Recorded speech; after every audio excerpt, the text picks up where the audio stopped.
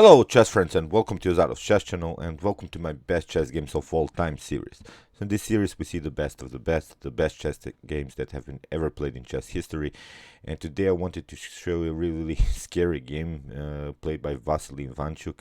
Well, the scary thing about this game is that Vassily Ivanchuk really sort of paralyzed the two queens, so his opponent Istvan Csom had two queens on the board, so there were three queens on the board, and really his opponent didn't have the opportunity to play with any of his queens. So as said, this was, I think, really a beauty, because Vassily Ivanchuk managed to create a monstrous attack with his minor pieces and with his queen, and it's really deserved to be on this list of this top chess games of all time. So let's see now the game. We had d4 here by Vassily Ivanchuk, knight on f6, c4, and now e6, the Nimzo-Indian defense. Knight on c3, bishop on b4 with the pin. So Vassily Ivanchuk plays this most aggressive line with knight on c3. We have also in some occasions this counter Nimzo-Indian setup with knight on f3,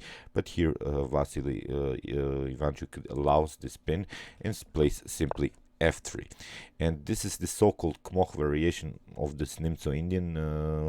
Our main idea is, of course, to push the pawn here on e4. In order to do that, you see we have to play this f3 move, and because this knight is pinned, we cannot play e4 immediately. But this f3 leads always, like in the same-ish attack, maybe against the king's in, always leads to these weaknesses here on the star squares.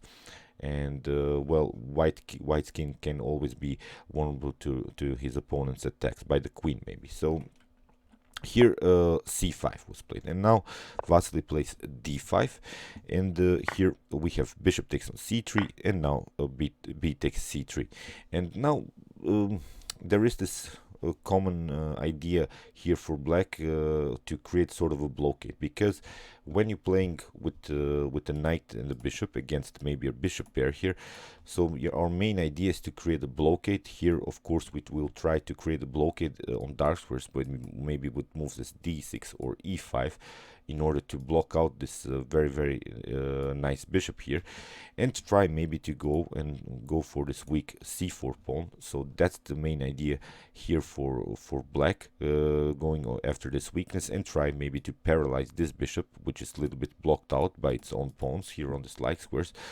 White's idea here is somehow to open the position. It means here a potential e takes d5 move, and after now c takes d5.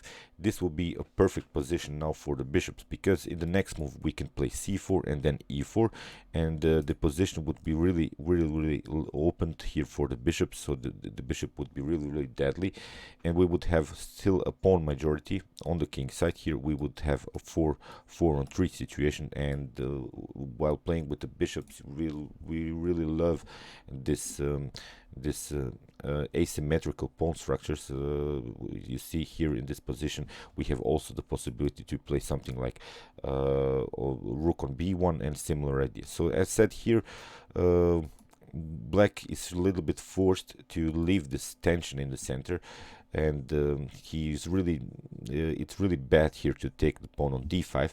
So that's why here Istvan Csom played here immediately knight on h5. The idea is, of course, to play queen on h4, and if you try something like g3 in order to get the pawn in between, then we have some tactics with knight takes on g3. After h takes g3, the queen would take the rook. But here this knight on h5 is a little bit too fast. I think here Istvan Csom could have gone here immediately with the move d6, and here after maybe e4 here create sort of a blockade, and this would be a very good position. Still white and black have equal chances to continue in this game, because of course white would try maybe pawn breakthroughs with f4, but still we have here really this weakness, this the c4 pawn. It can be attacked maybe by the knight and the bishop and similar ideas. but here Istvan Csom, as said, goes into this most aggressive line with knight on h5 and get punished because Vassily Ivanchuck really this game was played in 1989 and Vassily was really in top shape in this particular era of him, and here he goes, of course, g3. He's not allowing this queen on h4 ideas. Now f5. This is also a sort of prophylactic move, which is not allowing Vasily to play the move e4 immediately, but at least that was probably Istvan Csom idea to create maybe a blockade on like square. But here Vasily goes really into this most aggressive line with e4. So here we have f4, and again with the same idea. The idea is if white takes now, then again to play the move queen on h4. But here Vasily simply took d takes e6, and of course after d takes e6 it's really not good. We can simply trade off the queens, grab a pawn, and now the position is a little bit simplified. Without the queens on the board you cannot play these checks anymore. We have the bishop pair, we're a pawn up, so this will be of course a better position here for white. So that's why here after f4 and d takes e6, here f takes g3 was played. And okay, here Vasily plays queen on d5 with an attack on the knight, and now we have a very tricky move here, g2. So the pawn has made progress really far, but here Vasily simply took out the knight. We have g6, and what black probably thought here that after queen on e5 and now queen on h4, so we have here a forced line. The king has to move. King on e2 was played.